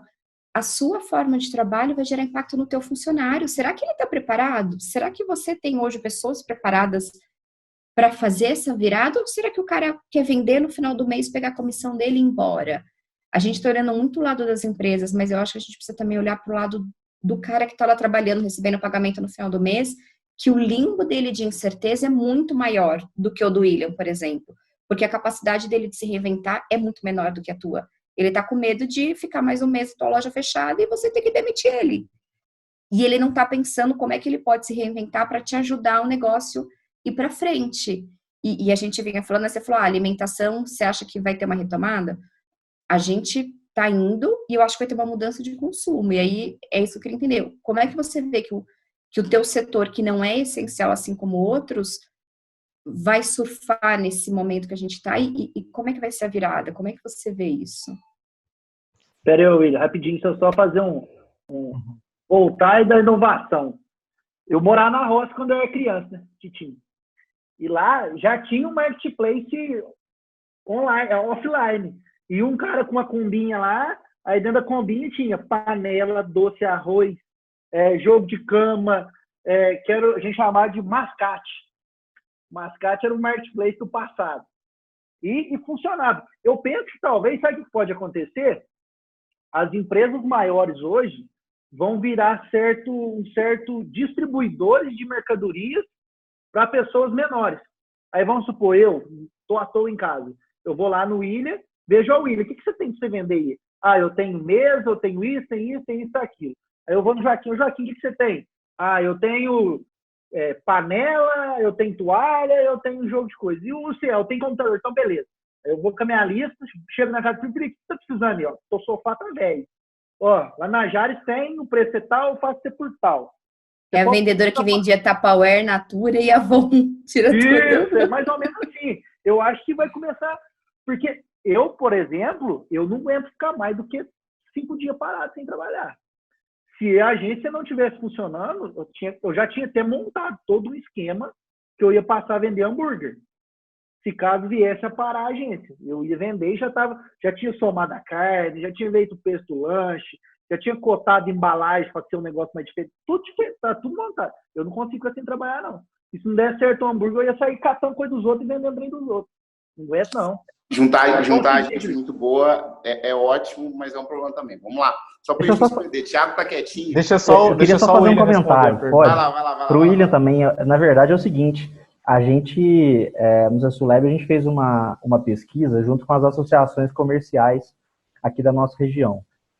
E isso tem muito a ver com o que a Viane estava falando de incerteza, porque aí a gente foi diagnosticar o que o pessoal do varejo achava, né, o que estava acontecendo. E é claro que todo mundo falou do capital de giro e tal, mas o que mais assustou a gente foi a falta de saber o que fazer, né? Então, o empresário não sabia se ele acreditava na televisão, que o presidente estava falando uma coisa, mas o jornal falava outra, e aí não sabia como fazer com o banco, se iria ter um dinheiro mais barato, se não teria, e etc. Então, a gente viu o caso, por exemplo, de empresário que demitiu o cara lá, o funcionário, na primeira semana da crise, e dali a pouco ele falou, não devia ter feito isso, cara, não precisava. Mas porque ele ficou assustado. Então, até queria aproveitar isso para perguntar para o William, que é do varejo também, se essa incerteza também é uma dor sua, e o que você está fazendo para suprir essa necessidade de informação e de saber o que fazer nesse momento. Vamos lá. Thiago, com certeza é assim. E essa indecisão, assim, não sei o que é indecisão, essa incerteza dos prazos, do que vai acontecer, igual o Tom e o Felipe estavam falando lá da reabertura da China, mas será que ela reabriu mesmo? Porque tá tudo subnotificado lá. É um mercado totalmente diferente do nosso, um negócio muito confuso. E se tirar o exemplo da China, você não tem um outro mercado para você usar como parâmetro. Os Estados Unidos, que é o maior, é o shopping do mundo, você não tem a Europa voltando a consumir, para você poder balancear e ter uma ideia. O que eu acredito muito é no time, nos brasileiros, em nós, e nós somos, sim, inventores de soluções. Então, isso me motiva muito. E como você tem essa incerteza de prazo, porque você, como empresário, como empreendedor, você tem que trabalhar com número. Então, assim, você vai se planejando, vai apertando, vai reduzindo, só que você começa a pensar assim, não, ó, 1 mês, 2, 3 meses eu consigo. Só que esse prazo só vai aumentando, igual eu comentei. Eu estava me preparando, achando que ia abrir as minhas lojas esse mês. E de ontem para cá, eu já... Um balde de água fria, assim, e aí? O que vai acontecer? Né? E eu penso, talvez, naquele micro, pequeno empresário que tem um comércio e os funcionários dele é a esposa e o filho. O governo lançou algumas medidas, como suspensão temporária, redução de jornada, mas se ele faz isso com o filho e com a esposa dele, ele vai ser afetado diretamente, não vai resolver muito a conta dele. E vem aquela longa discussão. Vou combater o quê? A fome, né? Ou a gripe? E aí vai uma discussão muito longa e muito complicada para a gente debater. Então, assim, Thiago, essa incerteza que me preocupa muito, eu vejo todos os comerciantes, a gente tem essa insegurança do lado social, do lado da saúde, de abrir ou não, mas na expectativa de poder abrir o quanto antes, não abrir talvez ao público, ter volume, assim, pôr a roda pelo menos para girar. No meu caso, eu estou totalmente fechado. O meu produto, a venda online é muito pequena, para não te falar que é zero, porque eu preciso da experiência offline, e minhas lojas estão fechadas. E tem outros segmentos, outras lojas como a minha nessa situação. E aí vem a certeza que é uma coisa interessante que o Rafa falou lá do mascate, e muitas vezes o mascate vendia bem na roça por causa do crediário. Que ele chegava lá no sítio, lá tal, e vendia a panela, vendia o colchão, vendia a semente, vendia o arroz, e deixava para receber no próximo mês. E agora com o aumento da inadimplência? O corte do crédito. Qualquer inadimplência do dia 20 de março para cá, você não pode inserir nos bancos de dados como Serasa e outros bancos. Então, assim, te dá uma insegurança para você vender a prazo também, a não ser que seja no cartão. Então, aquele cara que tinha um crediário que facilitava uma outra pessoa, vai ter essa restrição. E aí, quando eu falei da capilarização, seria interessante, porque vai se criar uma cultura, e aí vem um pouco do que eu penso para o mercado, Jean, de consumir localmente. E o localmente, às vezes, você vai dar preferência para comprar, talvez como eu fiz, comprar o ovo de Páscoa com uma conhecida sua que faz o ovo de Páscoa caseiro, do que comprar de uma empresa que tem várias franquias na cidade. E nisso eu consigo ter essa capitalização se essa pessoa já tem, que é próxima de você para vender ovo de Páscoa, porque ela não tentar também agregar e vender algo de móveis, de roupa de cama, de outro segmento. E falando especificamente do meu segmento, e aí está essa parte de inovar, de transformar, você tem que pegar tudo de positivos que está acontecendo. Então, o que está acontecendo? As pessoas estão ficando mais em casa. Então, eu espero que dê ânimo de você estar sentado aí na sua cadeira e falar assim, não, está na hora de comprar uma cadeira mais confortável, de trocar os móveis, de trocar o colchão. As pessoas vão valorizar mais a casa agora. Então, dando mais valor para a casa, a gente vai conseguir ofertar. E aí a gente tem que ser inteligente de como fazer uma boa promoção. E tem uma outra situação, no meu caso como comerciante, e vejo parte da indústria, da cadeia não ser prejudicada. Porque você pega, por exemplo, começou na China o coronavírus, e mesmo se ela não chegasse a nos afetar como estamos hoje aqui no Brasil, na forma comercial iria afetar muito. Boa parte da matéria-prima vem da China. Então ia ter um atraso. No meu caso, eu tenho alguns produtos que iria ter atraso por causa de um tecido, de uma ferragem que vem da China, o fabricante nacional fabricar o produto. Então, essa complexidade que acaba gerando insegurança, a falta de dinheiro entrando, e o que eu vejo que a gente precisa fazer é essa roda começar a girar o mais rápido possível, de uma maneira ou de outra, para gerar segurança e voltar a ter um consumo que seja ele racional, como no exemplo do Tom, de um cara emprestar um carro que está parado já que ele está de home office. Porque o consumo... Oi. Mas será que muitas vezes você não vai ter que lembrar o cara que o sofá dele tá ruim? Porque, tipo assim, ó, a gente tem um ouvido aqui. Você só lembra dele a hora que ele dói. Então, às vezes, o sofá do cara lá, ele tá zoado, só que o cara não tá notando que ele tá zoado. Então, às vezes, você vai ter que, talvez, uma forma de mídia. Nesse momento, eu acho que a mídia offline tá funcionando muito mais do que a digital. Porque a digital é tanto bombardeio de digital nesse momento, que você tá notando um papel debaixo da tua porta. Então, às vezes, é um momento de você fazer alguma ação lá para ele, para lembrar ele, ó, teu sofá tá ruim, hein, cara? Você passou esses dias tudo aí, tua bunda não tá doendo, não? Com certeza, tipo, com certeza. Mostrar mesmo pra ele que a situação não tá boa.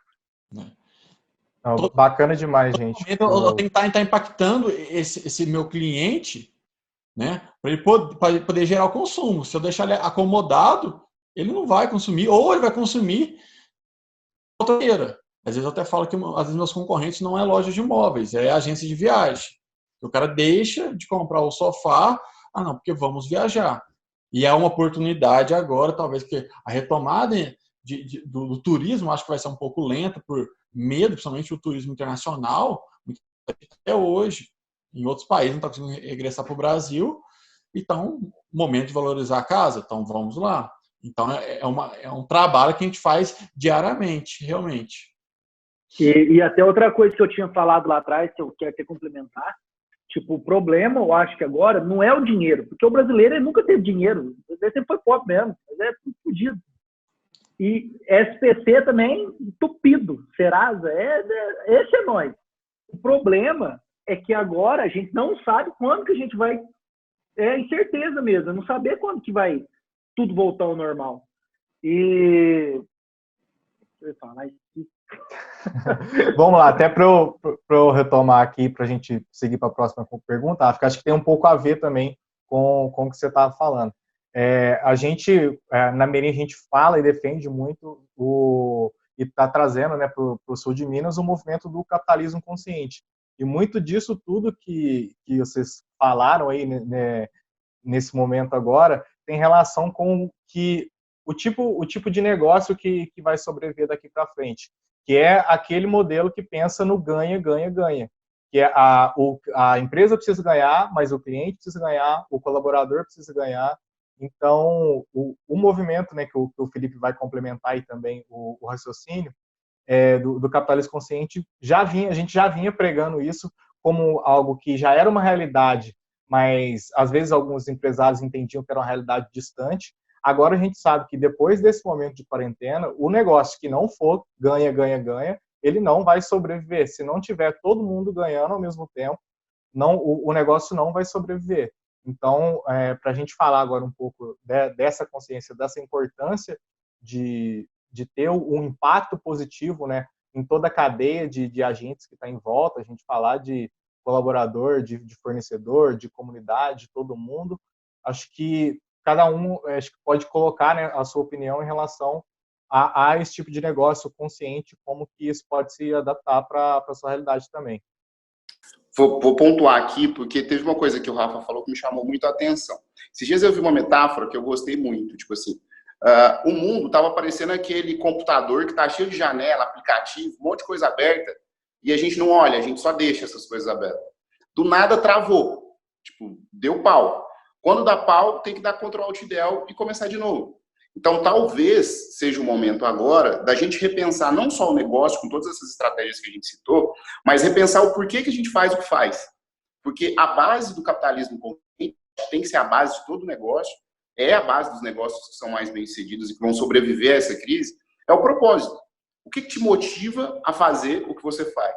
E a gente sente, defendendo muito esse movimento, por conta de ter estudado, e de ter conhecido os líderes desse movimento no Brasil e no mundo, é que o empresário, ele acha a filosofia, né? Ele acha romantismo você pensar no porquê você faz o que faz. A maioria das respostas que vem pra gente, eu faço o que eu faço para ganhar dinheiro. Só que a gente viu que esse modelo, ele não se sustenta.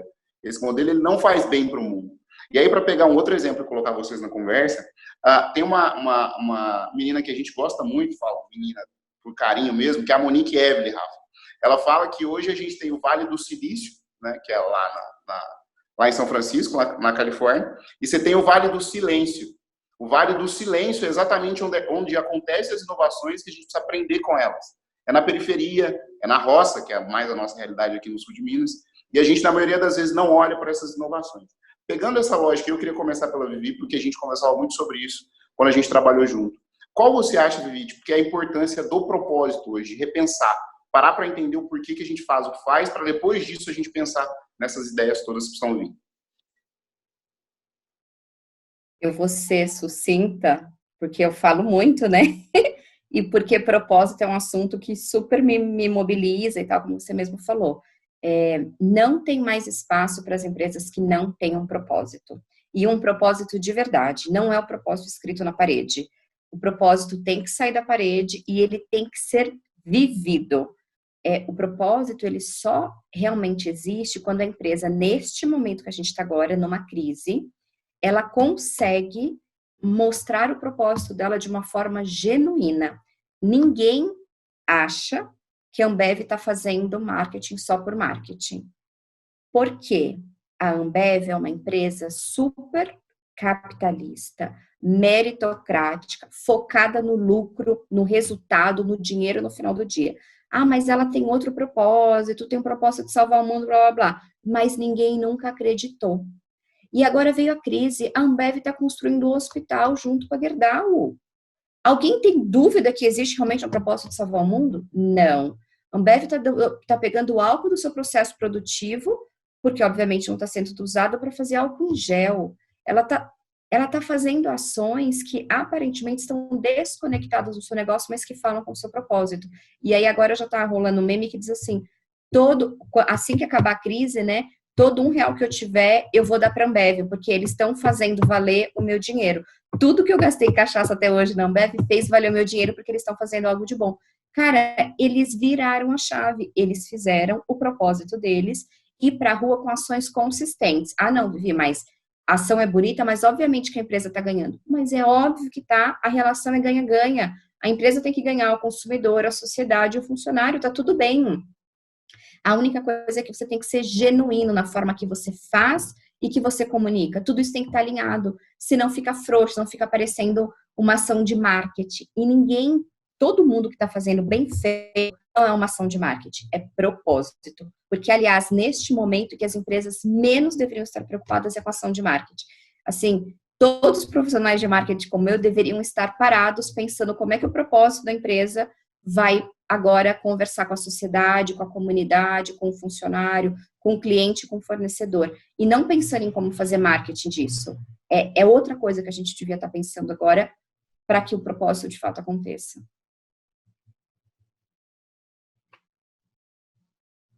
Mas acaba que também fazer o propósito é um marketing. Não seja um marketing para venda. No final do dia vai vender, eu tô dizendo, a Ambev vai vender mais cerveja quando tudo isso passar. Mas o ponto é... Não. A outra questão que você falou, a questão de a gente estar parado...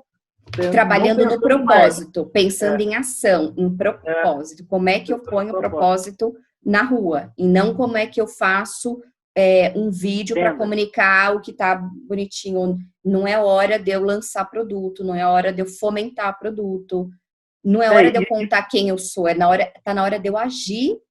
Se eu tenho um propósito, é na hora de eu agir. Se eu não tenho, é hora de eu sentar e fazer o propósito, fazer esse propósito ir para a rua.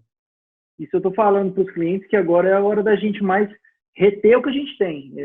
Lutar para a gente não perder os que a gente tem do que buscar novos.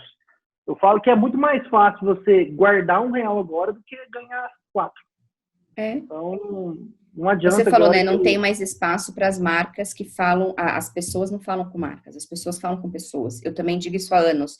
Mas, infelizmente, as marcas ainda não entenderam que se elas não humanizarem, elas vão ficar. O que a Ambev fez, gente, é humanizar. Acontece isso comigo, tipo, 90% dos clientes que chegaram na agência chegaram pelo meu perfil pessoal e não pelo perfil da agência. É isso.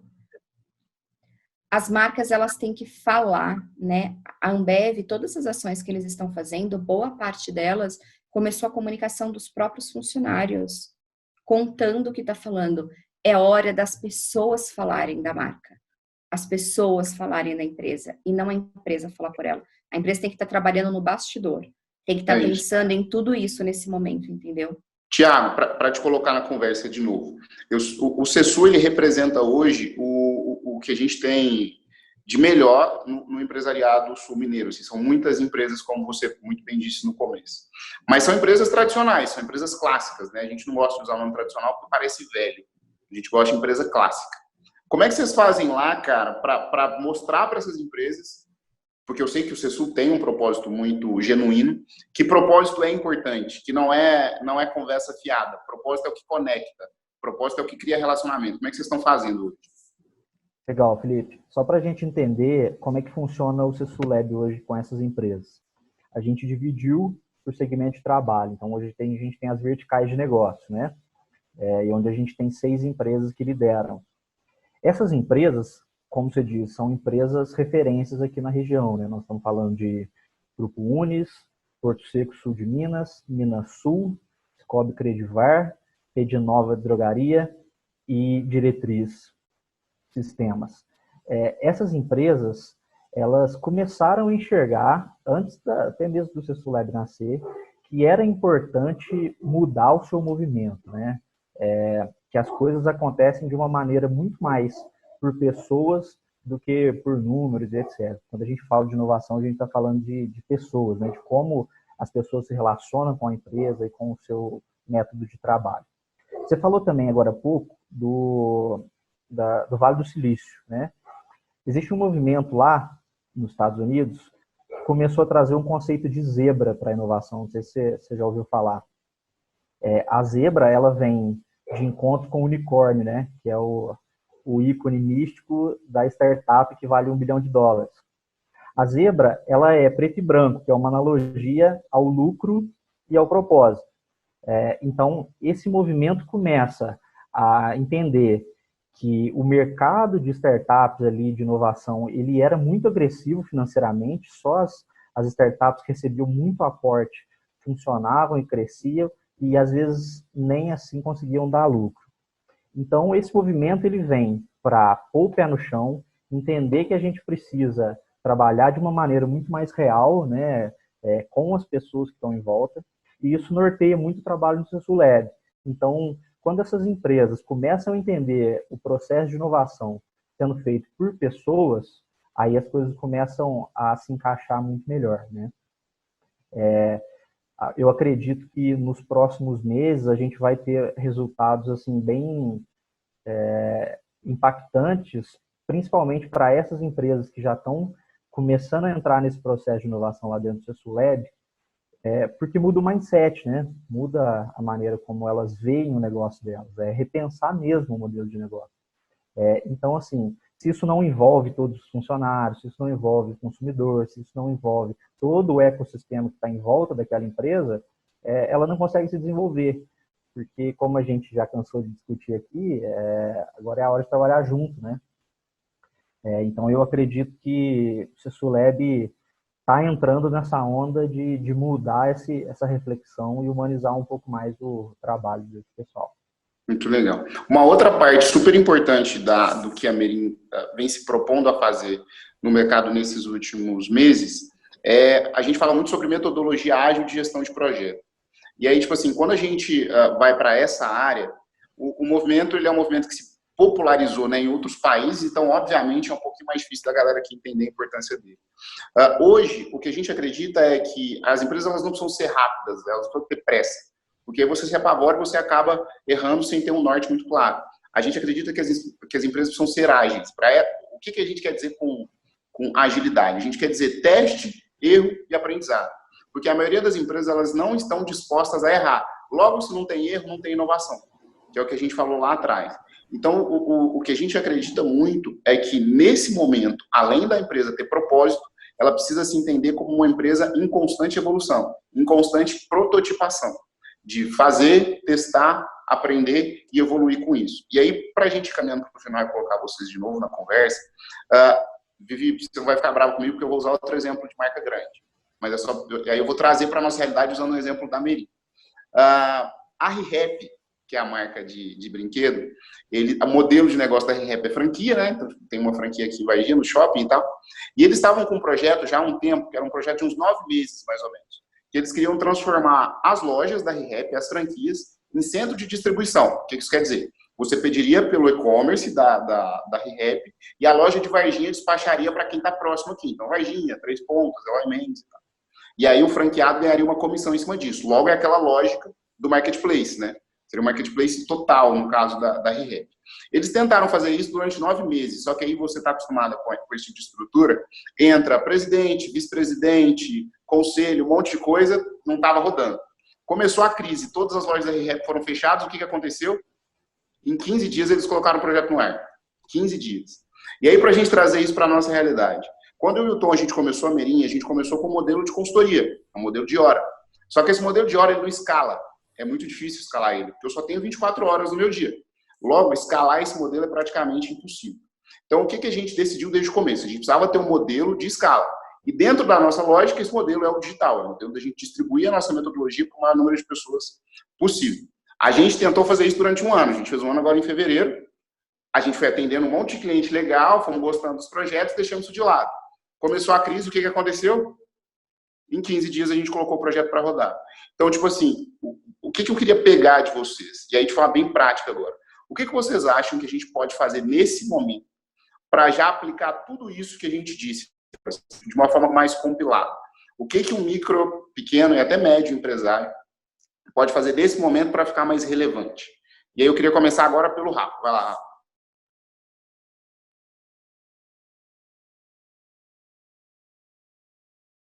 Aí, cara, eu acho que, como eu disse, agora é o momento de você se aproximar do seu cliente, aproximar, ficar mais próximo dele, tipo, bem mais humano, escrever uma carta à mão, talvez escrever uma carta à mão com a caneta preta, porque aí depois você pode xerocar que não vai parecer que foi escrito. E o restante da folha colorido. E manda, tipo assim, ó, João, bom, via saudade de você, muito tempo a gente não se encontra, mas eu tenho certeza que essa é a melhor opção, fique em casa, mostrar preocupação. Eu acho que o essencial agora é esse. Até que saia o decreto de quando a gente vai parar com isso aí. Vai acabar isso aqui daqui a um mês. Aí beleza. Aí eu acho que é a hora de tentar pensar em vender, porque as pessoas já têm um norte de quanto tempo que ela vai ficar endividada. E aí ela já começa a gastar mais um pouquinho. Mas, cara, eu sou total a favor do digital, né? Questão de escalar, né? Como você falou. Eu acho que se todo mundo, vamos supor, eu não sei vender móveis, então talvez agora é a hora da Jares ter um curso de como vender móveis. Usar esse tempo para criar alguma coisa. É o jeito que você consegue escalar, porque igual, vamos supor, o negócio de vocês, da Merim, acaba que não é tão escalável assim. Porque vocês estão digital e vocês têm que estar com contato. Tipo assim, eu não consigo escalar isso que a gente está fazendo agora. Eu consigo escalar se eu conseguir gravar uma vez e deixar 400 pessoas assistindo enquanto eu estou lá no boteco bebendo cerveja. Aí eu escalei. Mas enquanto eu tenho que estar aqui, eu só vou conseguir atender um número um pouco maior de pessoas. Mas eu ainda tenho que estar vivo. Entendeu? Então, eu acho que, tipo assim, ó, eu nunca casei, cara. Eu não sei como que é casar. Quem já casou sabe qual que é o passo a passo para casar. Então, tipo assim, às vezes eu acho que as pessoas ficam também muito presas de, vamos supor, eu trabalho com marketing, então eu tenho que me esquivar dentro do marketing. Não, se desse errado o marketing, eu vender hambúrguer, não tem nada a ver com marketing. Eu acho que as pessoas também têm que abrir um pouco o leque, porque, igual eu falo, cara, você ter galinha que... Você ter uma galinha só de ovos, seus ovos de uma galinha, se ela parar de botar, você tá fudido, cara. Você tem que espalhar um pouco o leque, vamos supor. Cara, eu acho que curso agora é o essencial. Deu muito certo para mim e eu indico para todo mundo. Eu acho que só não dá mais dinheiro que tráfico. O resto, É bom demais.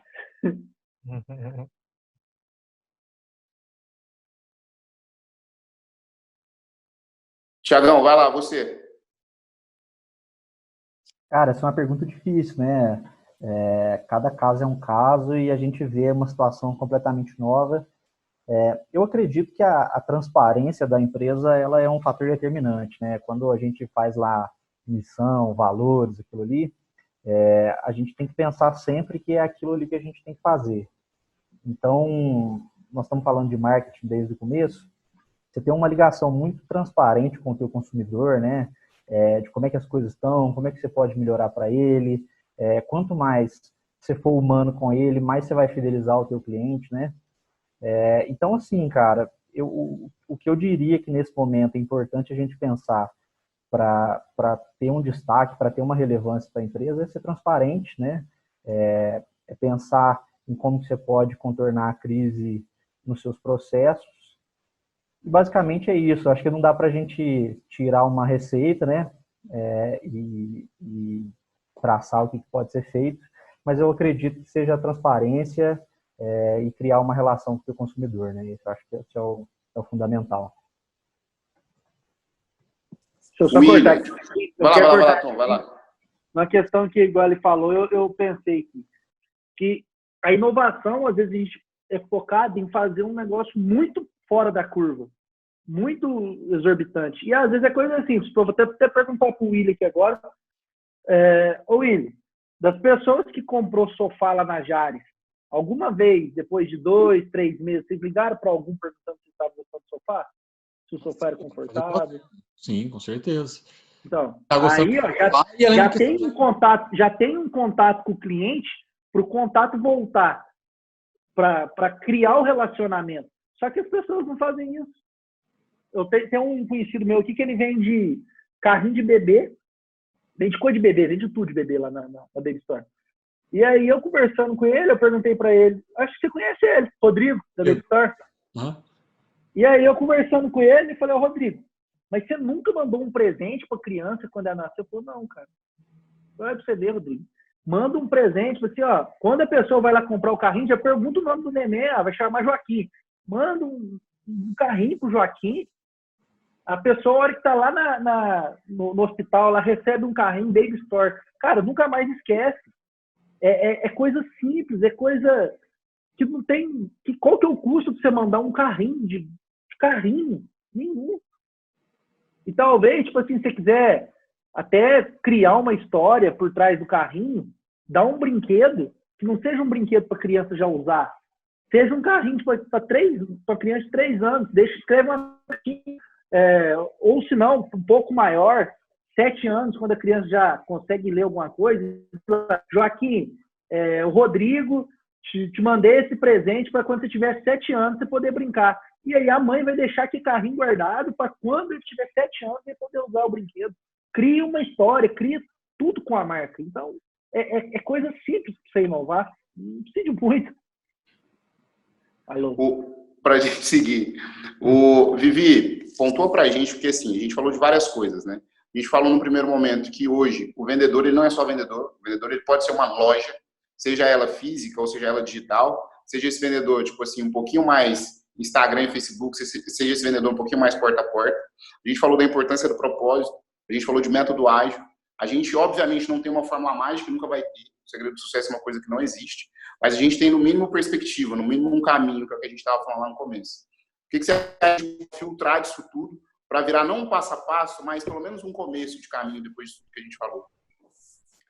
Eu acho que, assim, agora é a hora de olhar para as pessoas mesmo, para quem trabalha dentro da empresa, para o teu consumidor, para o teu fornecedor, para o teu parceiro. Acho que esse é o momento, né? O fique em casa tem um pouco disso por trás, né?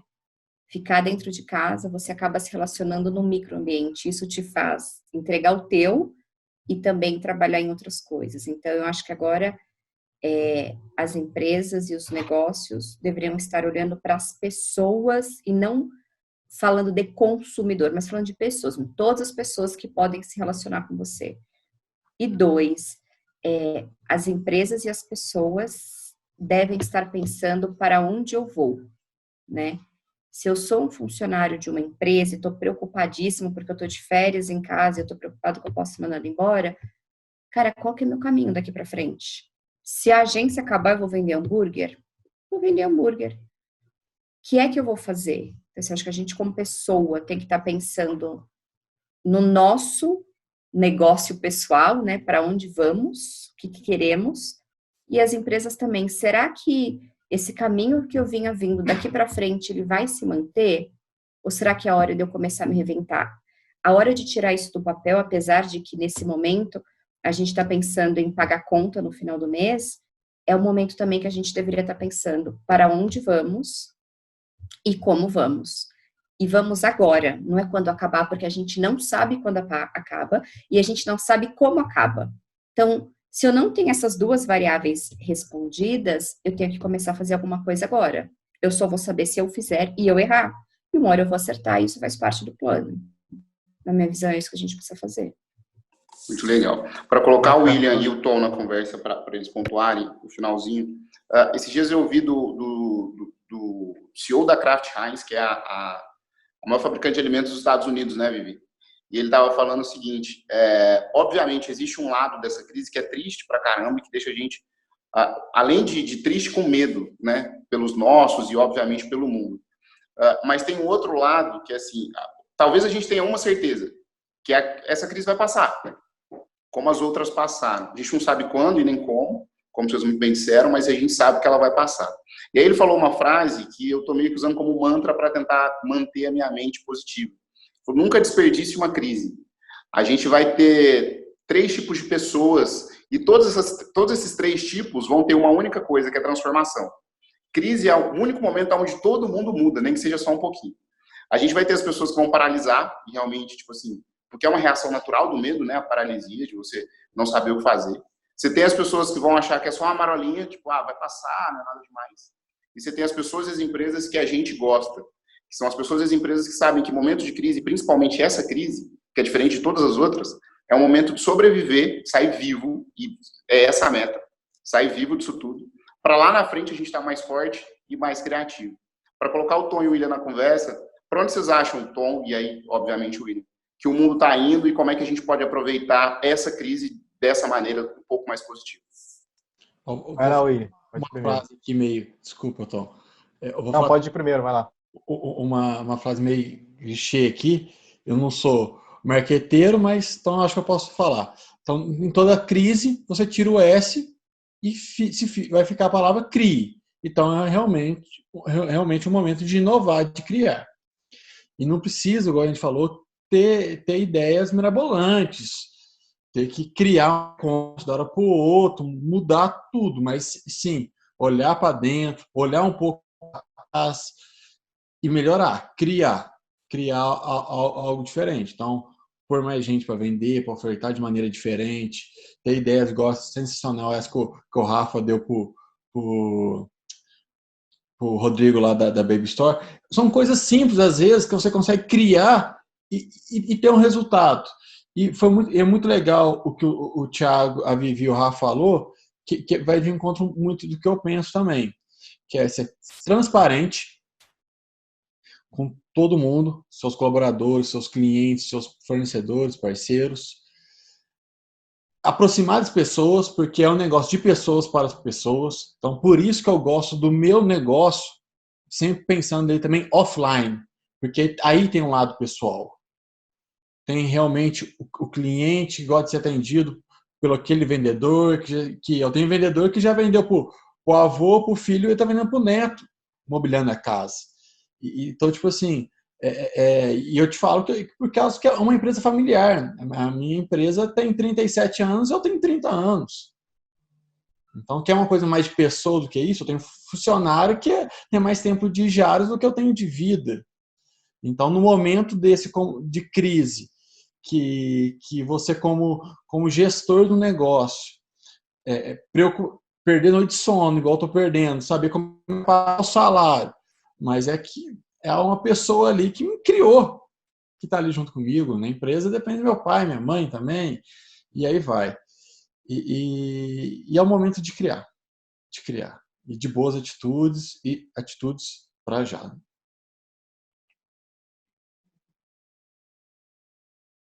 Não. Tava falando no mudo aqui. Muito bacana isso que o William está falando, acho que concordo muito com isso, acho que é realmente o momento de criar agora, e até para colocar aqui que a gente, pelo e-mail, né, a gente pediu a participação das pessoas, né, que algumas pessoas mandassem perguntas, algumas já até foram respondidas durante o decorrer né, da nossa conversa, e tem uma aqui encerrar também, que é da Caroline, que ela perguntou, devido à situação, empreender no momento é viável, mesmo que seja um empreendimento online? Ela perguntou. Então, acho que vai de encontro a isso que o William estava falando, que é um momento de criar.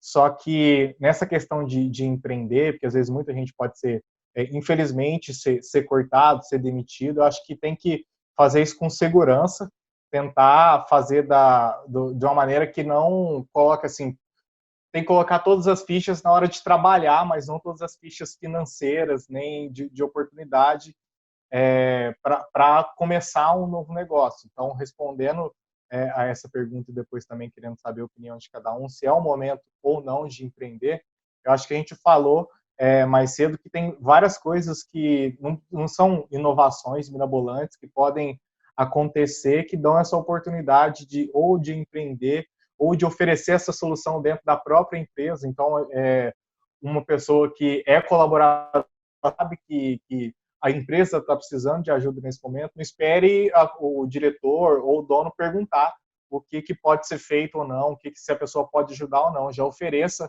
a ajuda, porque tem o intraempreendedorismo também. Então, se você está percebendo que tem alguma oportunidade, conversa com seus colegas de trabalho, conversa com seu gestor, conversa com todo mundo. Então, acho que é sim o momento de empreender, mas a gente tem que ter segurança. Então, não é, como a gente falou no começo, a Viviane falou, criar um site e aí já querer começar a vender, não, mas pensar, tipo, beleza, eu quero chegar nas pessoas através do online, como que eu posso fazer isso? Primeiro, sem gastar dinheiro nenhum, depois gastando R$10, depois gastando 20, e aí vendo se der certo, eu coloco 50, e aí assim sucessivamente. Então, eu acho que é o momento, sim, de criar, de tentar inovar, e perceber que, a partir de agora, vai surgir necessidades, né, e oportunidades completamente diferentes daquilo que a gente estava vendo até esse momento de pandemia. Então, para colocar a Viviane na conversa, você acha, Vivi, que esse é o momento de empreender? Como que você vê isso para a gente encerrar aí como o nosso bate-papo? Eu acho que pode ser, mas não é o momento da gente fazer nenhuma loucura. É o momento do pé tá no chão. Então, não é o momento de eu pedir demissão porque eu acho que eu vou ser demitida para eu poder empreender, de forma nenhuma. É o momento de eu estar trabalhando no meu projeto de empreender, para na hora que as coisas estiverem um pouco mais sólidas virar chave. Não é hora de nenhuma mudança radical, porque a gente não sabe o que tem por vir. Mas é hora sim de estar planejando e estar desenhando esse passo. Agora, acabou tudo, saí da empresa. Vamos pegar aquele meu projeto que eu desenhei e vamos colocar ele para rodar em 5 dias ao invés de 30, ao invés de 60 dias. Mas é hora da gente também ter o pé muito no chão, né? Vamos sonhar, vamos ser otimistas, mas vamos ter o pé no chão. Não, bacana. Vai lá, o Thiago. Você que é da parte de inovação. Posso discordar um pouco? Eu acho que, é claro que ninguém vai ser kamikaze, né? Mas as crises sempre geraram novas soluções, novos negócios, né? A gente vê grandes ideias que nasceram em momentos de guerra, né? Então, eu acredito que arrumar emprego nesse momento é mais difícil do que empreender, né? Eu acho que a questão não é se é um momento de empreender ou não. Eu acho que antes de você pensar que negócio te daria mais dinheiro, é você pensar qual o problema da sociedade eu consigo resolver. Aí a gente consegue cercar uma crise e aí a gente está falando de demanda que necessariamente, consequentemente, vai te trazer um retorno. Mas eu acho que a palavra que a gente tem que discutir é essa. Qual que é o problema da sociedade que eu resolvo e aí eu consigo pensar numa solução que vai fazer eficaz o empreendimento, né? Não, muito bom. Vai lá, Rafa. Cara, eu acho que hora de empreender toda hora. momento bom, momento ruim, de madrugada, toda hora. Todo mundo tinha que empreender, todo mundo. Todo mundo já tinha que nascer empreendedor. E meter o louco.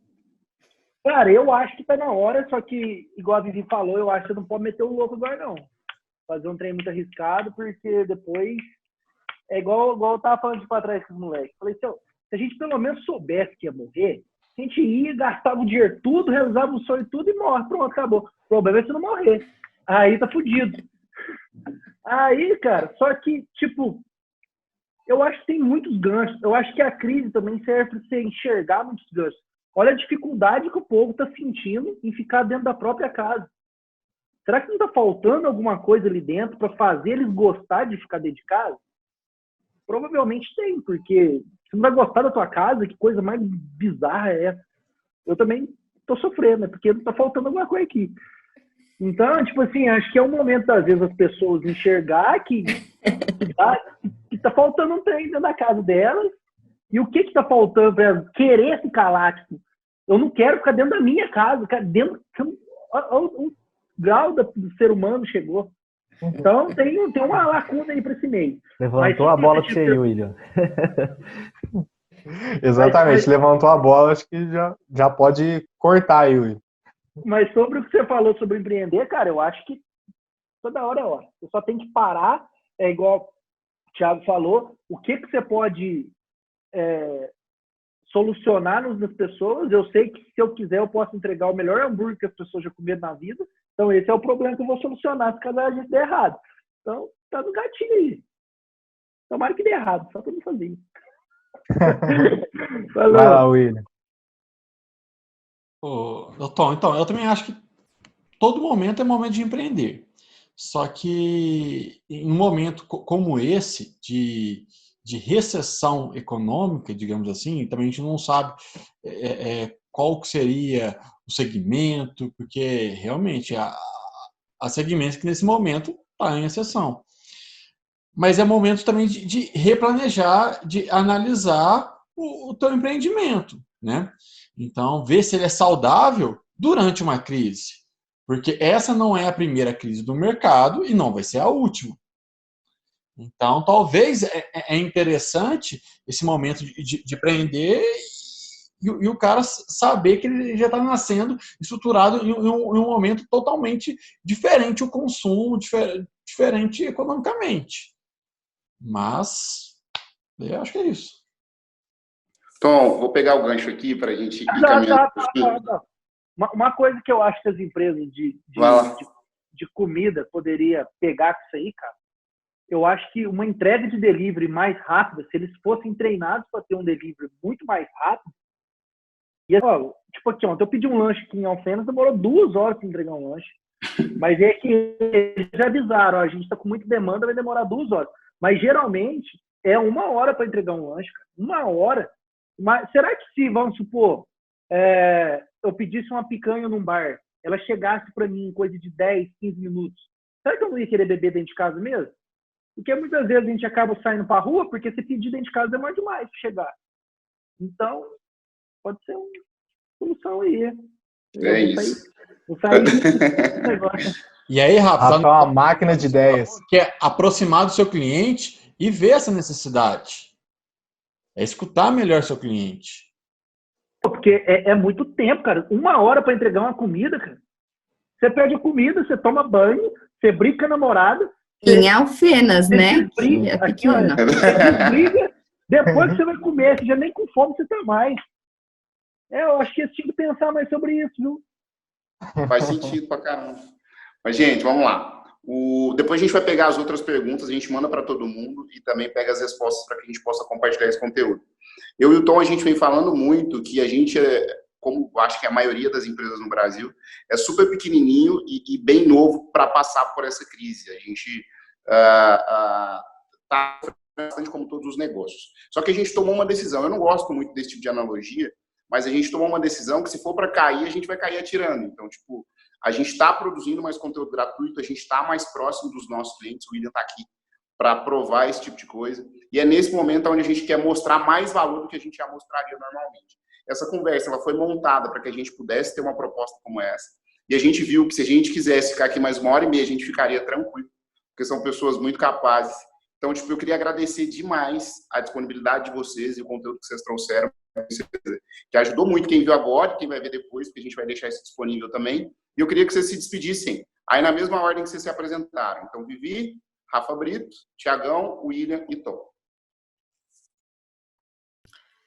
Obrigada, foi muito bacana. Eu acho que vocês conseguiram reunir pessoas com visões diferentes e complementares. Então, acho que isso foi muito bacana. Foi muito bacana ouvir a opinião de colegas, opiniões iguais e diferentes. Então, acho que, independente do que acrescentou para quem está assistindo, acho que acrescentou para a gente como grupo. Então, foi muito bacana. Obrigada. Eu fico à disposição se tiver pergunta, para a gente trocar, para a gente continuar o papo em outro fórum. Vai lá, Rafa. Também queria agradecer o convite. Fiquei felizão de ser convidado. Fiquei felizão de ver a line-up aqui, só nego grande. Só eu, Petitinho em questão de carreira, mas espaço um pouco maior.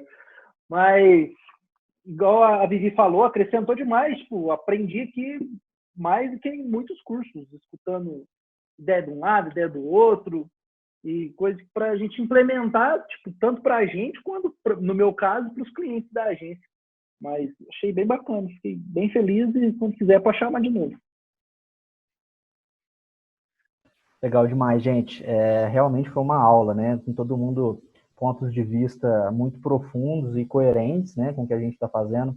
Os casos que vocês trouxeram para a gente discutir, né? O Tom e o Felipe também sempre mantendo um nível bastante alto aí. Muito produtivo. Espero que todo mundo tenha gostado. Eu fiquei muito feliz de participar também. Depois quero trocar contato com vocês para a gente continuar batendo esse papo aí quando der. Contem comigo sempre, tá? Sempre que vocês precisarem de alguma coisa, se eu sou leve também, estamos à disposição para de todo mundo aí. E é isso, gente. Muito obrigado. Pessoal, também só tenho que agradecer minha primeira live aí, fiquei um pouco nervoso, mas vi que foi bem tranquilo. Também o bate-papo foi muito gostoso e aprendi muito aí, trocando essa ideia com vocês. Já me deram algumas ideias assim, para poder até pôr em prática, e isso é muito legal. Uma delas é tentar vender um sofá novo para o Rafa. E o que precisar, eu estou à disposição. Muito obrigado a todos aí, foi muito bom participar. Cara, obrigado todo mundo, obrigado Vivi, obrigado Rafa, obrigado Thiago, obrigado William, todo mundo por disponibilizar, né, esse tempinho que parece estar de home office, mas a gente está trabalhando muito mais do que quando a gente estava em espaços físicos de escritório e tudo mais, que é mais difícil de conseguir desligar da empresa, então a gente acaba trabalhando um pouquinho mais. Então, obrigado por dedicar esse tempo aí para Merim. Queria dizer que o William mandou muito bem na primeira live dele, então já tinha falado com ele isso em off, né? Ele agora pode ser realmente o rosto, né? Todo mundo conhece o William como o William da Jares já no offline, agora ele tem que começar a aparecer no digital também. É isso aí que eu ia falar aquela hora que eu esqueci. Agora eu lembrei. Falei que as marcas agora têm que passar a ter... Eu ia falar mesmo, esqueci que eu ia falar, agora eu lembrei. As marcas têm que passar a ter rosto, ter um ser humano. Só que aí eles têm que tomar cuidado pra você não fazer cagada. Se você quiser cagada, aí você fudeu cajado. Mas o William é um cara sensato, então fica mais fácil. Então, é esse convite aí pro William para ser agora o rosto online da Jares, porque todo mundo já conhece ele offline, mas no online também. Queria agradecer a todo mundo que participou da live, que ouviu, né, assistiu a gente até aqui, quem não pôde assistir tudo também, que compartilhou aí com os amigos a semana toda. Agradecer o tempo de todo mundo. A gente tentou, né, desde o começo, trazer uma discussão de qualidade e a gente tentou gerar valor. O que a gente quer fazer agora, nesse momento, o propósito da Merim é fazer do capitalismo uma fonte de inclusão e sustentabilidade, uma pessoa e uma empresa por vez. Então, nossa maneira de fazer inclusão nesse momento é tentar aproximar as pessoas, né, um público de profissionais desse gabarito, igual do que a gente está tendo aqui na live hoje. E a gente vai ter, né, esse foi só o primeiro encontro consciente, a gente vai ter outros encontros conscientes, então fiquem ligados. nas redes sociais da Emerim, e agradecer também o apoio do Via Café e da Associação Comercial de Varginha, que foram os apoiadores aqui do nosso evento. Então, muito obrigado por ter feito essa mensagem chegar a mais gente. Então, a gente segue nessa parceria. Agradecer também ao Felipe, né, pela oportunidade da gente poder fazer esse negócio junto e tipo, nesse momento de crise, cara, é difícil, todo dia bate uma coisa na cabeça da gente diferente, então quando a gente tem esse apoio de pessoas que estão próximas da gente, fica bem melhor de passar por esse momento. Então, agradecer essa oportunidade de estar podendo fazer a Emerim, de estar conseguindo ajudar mais pessoas, né, impactar mais pessoas durante esse momento e daqui para frente também. Gostaram do jabá? Não? Ficou bom, né? Gente, muito obrigado. A gente vai se falando. E, de novo, essa live vai ficar disponível, então depois vocês que participaram com a gente vão poder se julgar. E quem não viu vai poder ver também para ter um pouquinho desse conteúdo super rico para todo mundo. Obrigado, viu? Abraço.